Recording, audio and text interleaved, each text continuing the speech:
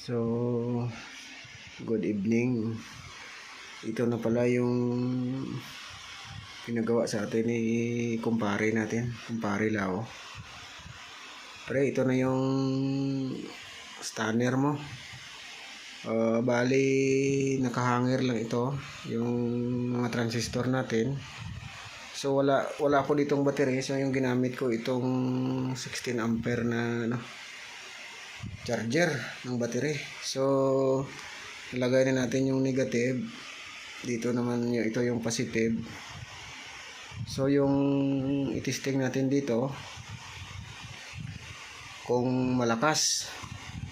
So, ito yung output nya.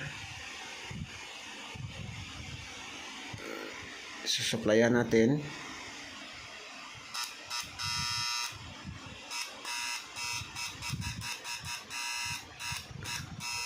Ayan, nakikita mo na sa spark.